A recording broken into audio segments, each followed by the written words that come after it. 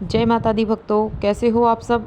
आशा करती हूँ आप सब बहुत अच्छे होंगे और अपने अपने घरों में कुशल मंगल होंगे। तो भक्तों, आज के इस वीडियो में मैं आपको कुछ ऐसे 5 संकेतों के बारे में बताने जा रही हूँ जिससे कि आप पता लगा सकते हो कि आपके पितृदेव आपसे नाराज़ हैं। और मैं आपको इस वीडियो के माध्यम से पितरों को प्रसन्न कैसे किया जाता है, कैसे हम कर सकते हैं, कुछ ऐसे 2-3 उपायों के बारे में मैं इस वीडियो के माध्यम से बताऊंगी।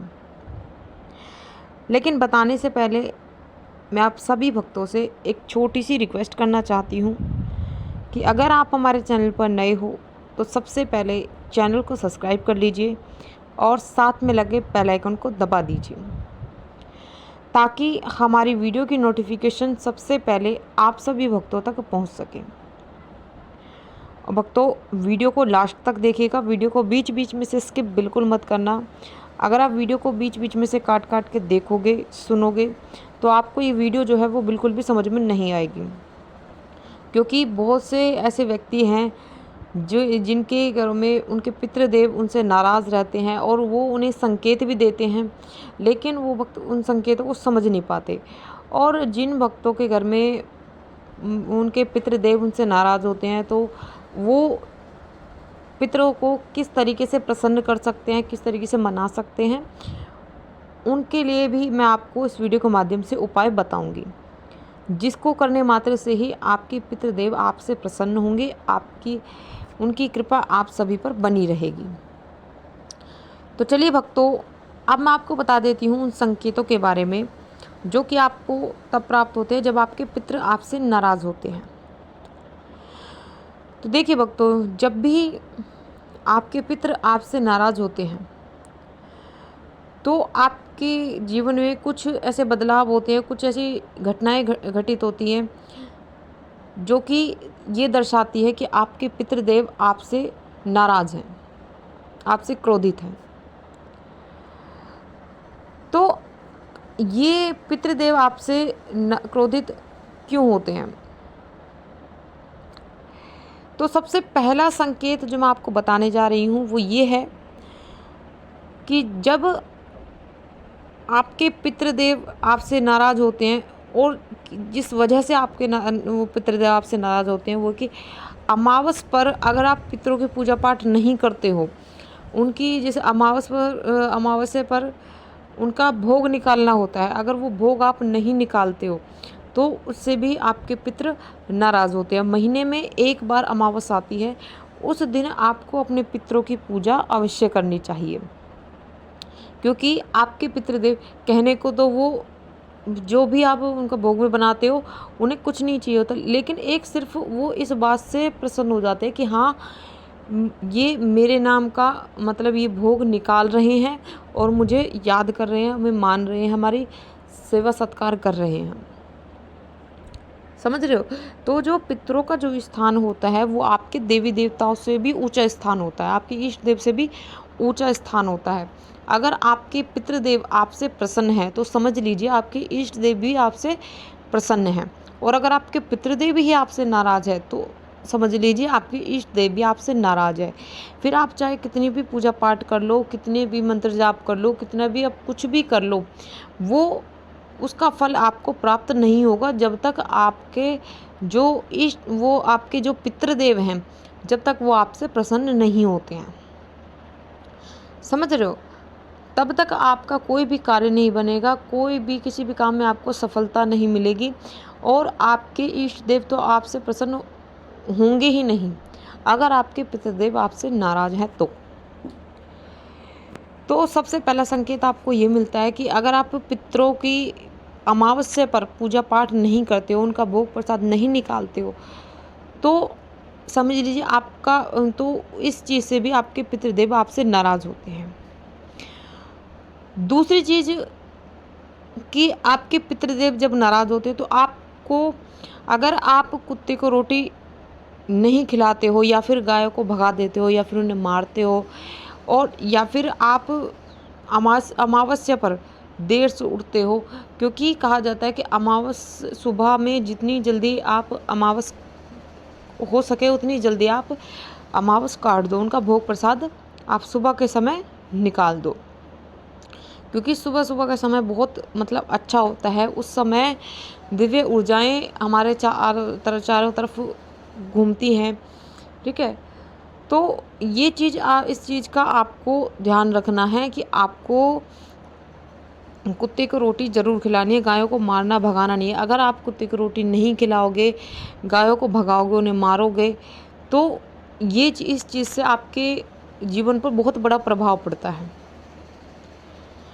और एक चीज़ और मैं आपको बता देती हूँ कि जिस दिन आप जो अमावस का जो दिन होता है, जब अमावस पर आप उनका भोग प्रसाद जब बनाते हो, तो जो आपका रसोई घर होता है, जहाँ पर आप खाना बनाते हो, जहाँ पर आप पितरों का भोग आप बनाते हो, वहाँ पर वो चीज़ आपको बिल्कुल साफ़ सुथरी करके, आप जो जिस चूल्हे पे बनाते हो उस चूल्हे को आपको, अगर आप मिट्टी के चूल्हे पर बनाते हो तो उसको आपको पहले एक बार कहते हैं ना, मिट्टी से लीप देना है उसको।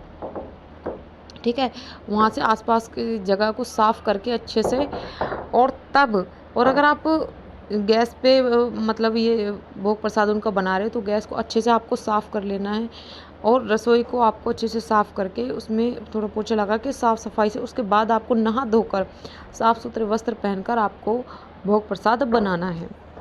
समझ रहे हो? इस तरीके से अगर बनाना है, और अगर आप इस तरीके से नहीं करते हो तो ये भी एक बहुत बड़ी वजह हो सकती है भक्तों, कि आपके पितृदेव आपसे नाराज़ हो सकते हैं। ठीक है, दूसरी चीज़ कि जब आपके पितृदेव आपसे नाराज़ होते हैं तो आपके घर में कलह कलेश बढ़ने लगता है, और हम चाह कर भी वो कलह कलेश रोक नहीं पाते। तो ये एक आपके पितृदेव के नाराज़ होने का ही ये संकेत होता है, जिस वजह से आपके घर में ये कलह कलेश बढ़ने लगते हैं। और जब ये कलह कलेश बढ़ने लगते हैं, तो उस समय आप किसी भी देवी देवता की कितनी ही पूजा पाठ कर लीजिए, कितने ही उपाय आप कर लीजिए, लेकिन फिर भी आपको कोई लाभ प्राप्त नहीं होता। और अगर आपको इस चीज़ से छुटकारा पाना है, कलह कलेश, तो आपको अपने पितरों को प्रसन्न करना बहुत ज़रूरी होता है। ठीक है, और किस तरीके से आप अपने पितरों को प्रसन्न कर सकते हो, वो मैं आपको आगे इस वीडियो के माध्यम से बताऊंगी। अब मैं आपको बता देती हूँ एक चौथी चीज़, जिससे कि आपके पितृदेव नाराज़ होने के आपको संकेत मिलते हैं।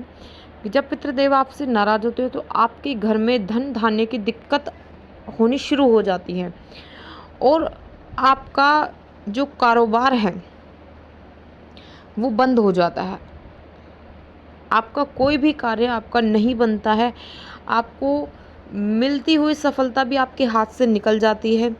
ठीक है, तो आपके घर में सबसे पहले तो आपके घर में धन धान्य की कमी होनी शुरू हो जाती है, आपके काम रुकने लगते हैं। आप कोई भी काम शुरू करने जाओगे तो वो पहले उसमें रुकावट आनी शुरू हो जाती है। ठीक है, और अगली चीज़ जो मैं आपको बता दूँ कि जब आपके पितृदेव आपसे नाराज़ होते हैं तो उस समय आपका मन जो है बिल्कुल अशांत रहने लगता है। आपको 24 घंटे आप गुस्से से में रहोगे, और आपका कोई भी कार्य करने का मन नहीं करता, और घर में कोई भी शुभ कार्य तो हो ही नहीं पाता। आप जैसे ही कोई शुभ कार्य करने जाओगे, उससे पहले ही आपके घर में या तो लड़ाई हो जाएगी या फिर कलेश हो जाता है। तो ये एक सीधा ये संकेत आपको मिलता है कि आपके पितृदेव आपसे नाराज़ हैं। अब मैं आपको बता देती हूँ कुछ ऐसे उपायों के बारे में जिससे कि आप अपने पितरों को प्रसन्न कर सकते हो। देखो, करना आपको क्या है कि बुधवार के दिन, पहला जो उपाय आप ध्यान से सुनिएगा, कि बुधवार के दिन आपको गणेश जी के मूर्ति के सामने एक देसी घी का दीपक आपको जलाना है, और आपको गणेश चालीसा का पाठ आपको करना है, क्योंकि ऐसा करने से आपके पितृ तुरंत प्रसन्न होंगे। क्योंकि गणेश जी का जो संबंध होता है वो सीधे आपके पितरों के साथ होता है, समझ रहे हो? तो इसीलिए अगर आप गणेश जी के जो गणेश चालीसा का पाठ जब आप करोगे, और उन गणेश जी के नाम का घी का दीपक जब आप जलाओगे, तो उससे सीधा असर आपके पितरों पर पड़ेगा, आपके पितृ आपसे प्रसन्न होंगे। तो ये उपाय आपको ज़रूर करना है, और जैसे ही आप ये उपाय करोगे तो 3 से 4 दिन के अंदर अंदर आपको फ़र्क देखने को मिलेगा। समझ रहे हो? धीरे धीरे जो ये अभी मैंने ऊपर ये परेशानियाँ बताई थी पितरों के नाराज़ होने की, ये चीज़ें आपकी धीरे धीरे कम होनी शुरू हो जाएगी। ठीक है। दूसरा संकेत एक और मैं आपको दूसरा उपाय मैं आपको बता देती हूँ कि आपको एक कुत्ते और कौवे को रोटी ज़रूर खिलानी है। इससे आपके जो पितृ है आपसे कभी भी असंतुष्ट नहीं होंगे, जिससे कि आपके घर में कभी भी अन्न की कमी नहीं होगी। तो ये चीज़ भी आप ज़रूर करके देखें अगर आपके पितृ नाराज़ है तो। और जो मैंने ऊपर ये संकेत बताए थे, अगर आपको इनमें से संकेत मिल रहे हैं कुछ भी, तो आप ये उपाय ज़रूर करें।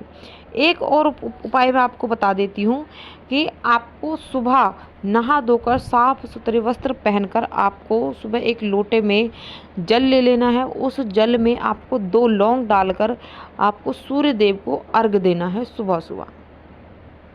समझ रहे हो?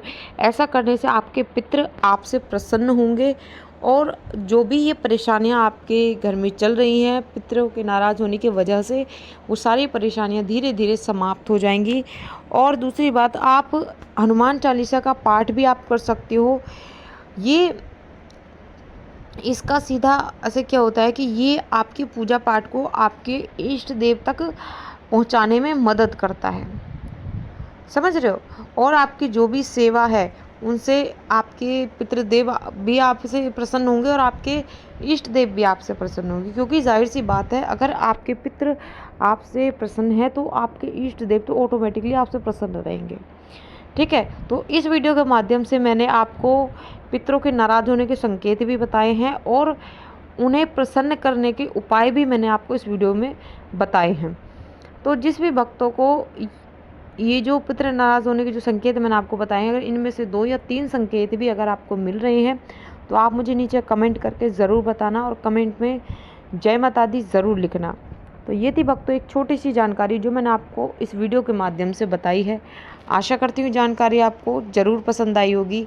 मैं मिलती हूँ आपसे ऐसी ही एक नई जानकारी के साथ। तब तक के लिए जय माता दी, जय माँ काली, हर हर महादेव।